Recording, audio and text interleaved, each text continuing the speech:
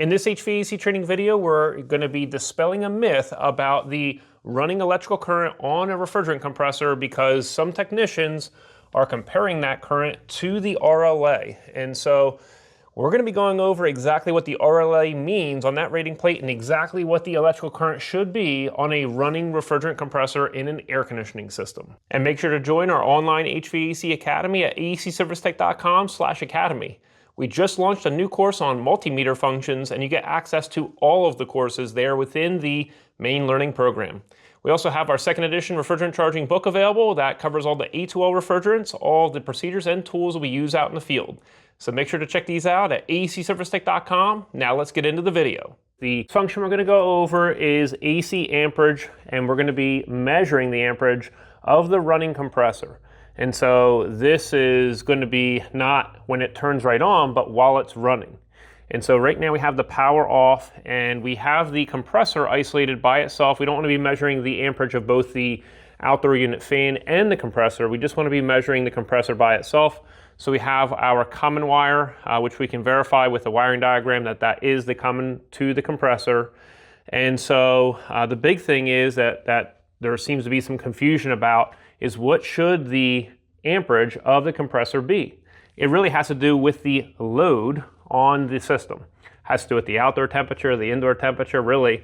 But basically, we can input the values measured on the suction line and the liquid line into the Copeland mobile app. So if you have a Copeland compressor, and there's a lot of Copeland compressors running in these air conditioning units, you can actually determine what the amperage should be. Without this, you're not going to know. On the rating plate right here, a lot of people get confused and use the RLA, which is a higher amperage than what this is actually going to be running. We're actually going to be running around 6 amps or so, between 5 and 6 amps. And this says 10.9. So if you see this lower number, you're going to think, oh, there's a problem. You cannot use the RLA to determine or compare against the running amperage. This is only a percentage of the maximum current that the compressor could be running at, and it's really only used for the sizing of the contactor amperage rating and also the wiring gauge size. We don't use the RLA. So we're going to turn this to the voltage for alternating current. On this particular multimeter, there is no amperage A function. So you can actually just see it's always on the second level up here. It says A. Other meters, such as this right here, the DL599, you would go past the microamp and you go up to the A in order to measure your amperage. But on this one, there is no isolated A function, and you can just stay in the on the V or any of the other ones, and it'll read the amperage right here. So just make sure that your wire is in the center and away from the other wires. Make sure your hands are away when you go to turn this on. So to find our target current while the compressor is running, we enter the Copeland mobile app, and then we go to the product selection section. We select compressor, then we can paste our model number of the compressor. Now, it's also possible to just scan the QR code on the side of the compressor, and the Copeland mobile app will recognize that model number. Anyway, we're going to hit submit. And then we come to our search results, which is the same compressor. We can find some data about this, the oil type, the refrigerant type, and what we're gonna do is select the application air conditioning and the electrical section. Then we select performance, then we go over to dynamic performance, which is while the system's running, and this is where we're gonna enter our numbers for our running air conditioning system to find our target amperage while the system is running. So this unit's been running for about 5 minutes, and you see we're measuring 116 PSI. We convert that to the R410A saturated temperature on the large suction line, and we're looking at about 38.8 degrees Fahrenheit. And then over here we have 70.7. So we can call this 39 and call this 71.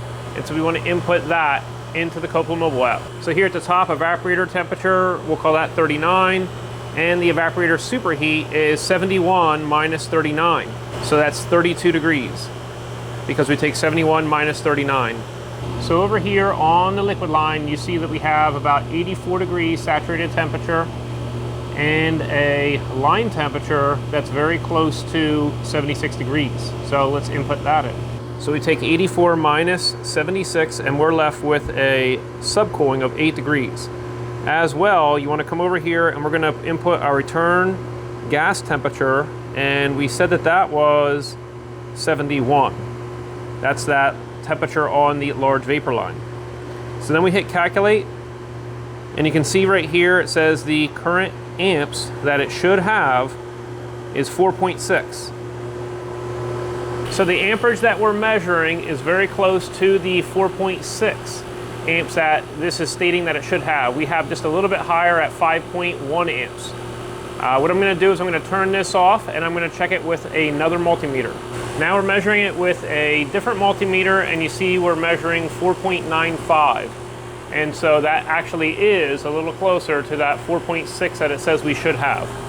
And so it's all a matter of just safely doing the procedure. So we don't want to be near the wires while it's drawing the high electrical current, but it is fairly close to what it says we should have. Now we're going to turn this off at the thermostat. And we can pull our disconnect. And then we can disconnect our multimeter. Now if you're drawing too much current while the system is running, like a significant amount more, that would signal that there is a problem with the compressor. Maybe there's copper plating or something like that, and the scroll plates are rubbing up against each other. But that's really all you're doing, is you're checking the electrical current and comparing that against what the Copeland mobile app is stating that you should have.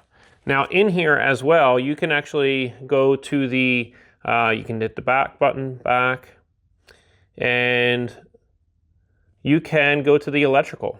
And you can find the winding electrical resistance as well.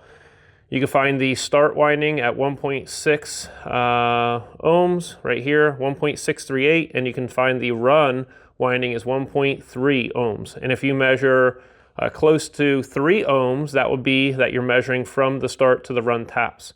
And so the winding electrical resistance can be measured with the power off and with these wires pulled off and isolated. So there's a couple different things that you can do in here. You can look at the relays, the potential relay, the capacitor sizes and things like that as well. This is one part of our full multimeter training course within the Academy at acservicetech.com/academy. If you join there, you're going to have access to all the courses within the program. And the whole object is it's an HVAC career acceleration program, because we want you to be able to become more knowledgeable, grow rapidly in the field, and become more valuable. And you can also get access to our paperback book as well. And so this is available over at Amazon and at acservicetech.com. It has all the new refrigerants as well as the older refrigerants, the new tools, and all the procedures that we use out in the field. So you can join us over at acservicetech.com/academy, or just get the paperback book and learn and grow in the field.